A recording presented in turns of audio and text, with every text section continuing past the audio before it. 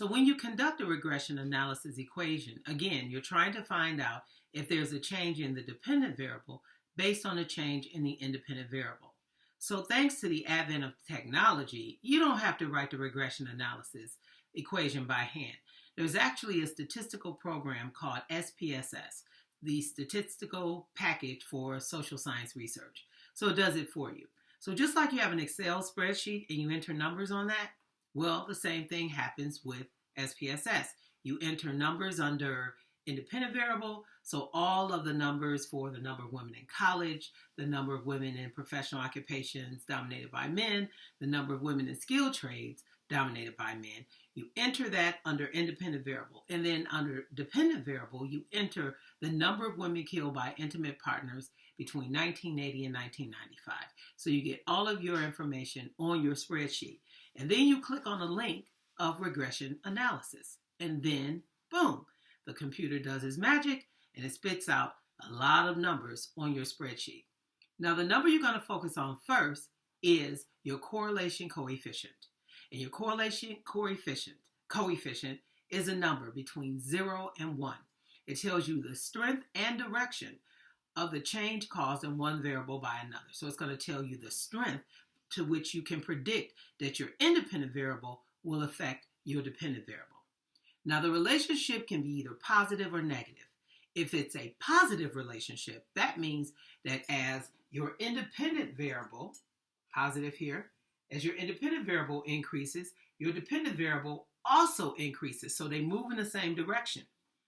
If the relationship is positive, it also means that as your independent variable decreases, your dependent variable also decreases. So when it's a positive relationship, independent variable up, dependent variable up, independent variable down, dependent variable down. So your independent variable is predicting your dependent variable to move in the same direction. If it's a negative relationship, then that means that as your independent variable goes down, for instance, your dependent variable goes up. So they move in the opposite direction. It also means that as your independent variable goes up, what happens to your dependent variable? It goes down. So positive relationship, they move in the same direction. Negative relationship, opposite. Independent variable up, dependent variable down. Independent variable down, dependent variable up. And I'm going to give you some variables where you'd see that. Now again, looking at my study of the improvement in the economic status of women with intimate partner homicides, my correlation coefficient was positive, which meant that as the independent variable went up, the dependent variable went up. So what did that mean? That as women's economic status increased, so did the number of women killed by male partners. But let's go back to interpreting the correlation coefficient. So the correlation coefficient, again, is a number between 0 and 1. 0 represents no relationship whatsoever. So you cannot predict at all that the independent variable will impact the dependent variable. So if your R, and this is how we represent correlation coefficient, if your R equals 0, then scrap your study. There's nothing to see here, folks.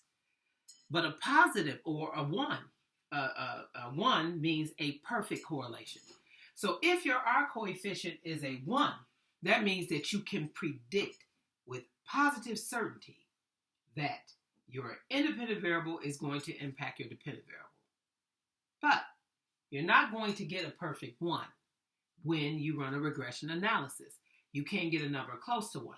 The only variable that will correlate to a coefficient of 1 would be a variable with itself. So if you looked at the number of women in college as your independent variable and made the number of women in college your dependent variable, then you would get a perfect 1. But I'm not trying to predict the number of women in college by the number of women in college. I'm trying to predict intimate partner homicides based on the number of women in college. Because again, this is a concept. We had to convert it into variables.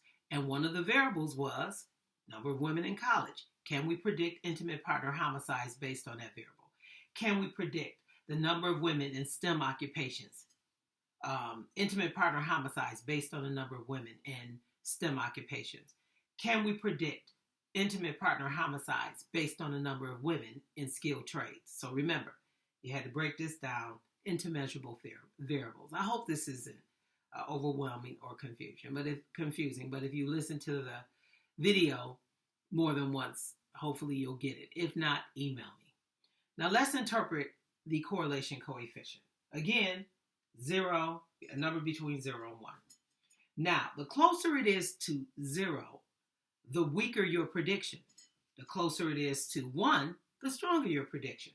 So, 0.1, 0.2, 0.3 represents a weak correlation between the independent and dependent variable. 0.4, 0.5, 0.6, we're getting somewhere now. That represents a moderate correlation between the two variables.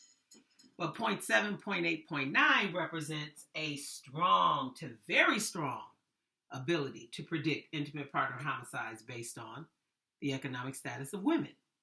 So again, 0.1, 0.2, 0.3 represents a weak prediction. 0.4, 0.5, 0.6 represents a moderate prediction. 0.7, 0.8, 0.9, strong to very strong. So in my actual study, what was my R coefficient? 0.67. Rounded to the closest decimal, what would that be? 0.7. And what does that fall on the number line? It is strong. Ding, ding. So I was very happy. That meant that I could strongly predict that as intimate partner homicides of women, I could strongly predict that as women's economic status in society rose or continued to increase, we see an increase in the number of intimate partner homicides because it was a positive 0.7, which again means that as the economic status of women in society goes up, intimate partner homicides also increase. But it also implies the opposite. If, for instance, the economic status of women began to decline, then that means that intimate partner homicides would also decline because women are no longer a threat to male power. So that's where you'd see a positive relationship, a strong positive relationship between the two variables, meaning that you could predict intimate partner homicides by the improvement in the economic status of women. Now let me show you where you'd see a negative relationship between the two variables, and this would be a strong negative relationship. I'm going to have to change the variables here. All right. So I am going to make my independent variable police patrol.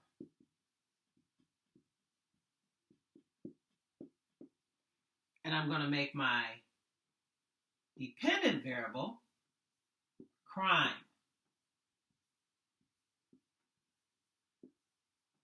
Now, this is where you would see a strong negative relationship between the two variables. Remember, negative means that as the independent variable decreases, the dependent variable increases, or the independent variable increases and the dependent variable decreases.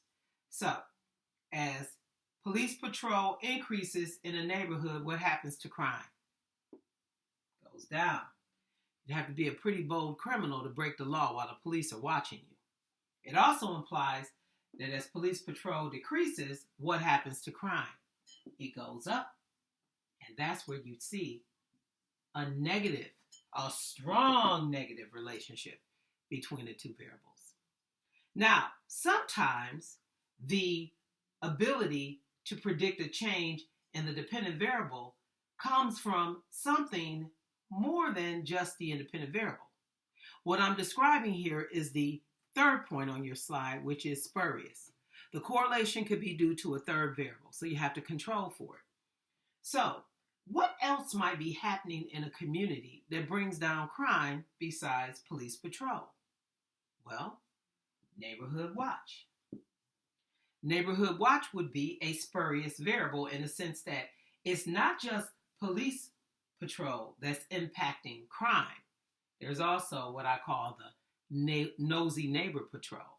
So neighbors looking out and being aware and keeping their porch lights on and reporting suspicious activity to the police is enough to, in fact, bring down the crime rate. But if you want to be sure that police patrol alone is impacting crime, then you need to do your study in a neighborhood where what? There is no neighborhood watch. Because this variable here is trying to help out your independent variable here. So that is an example of a spurious correlation between the two variables. Again, if this is confusing in any way, just email me and I'll do my best to explain it a little more clearly. And that's it. So let's move on to the next slide.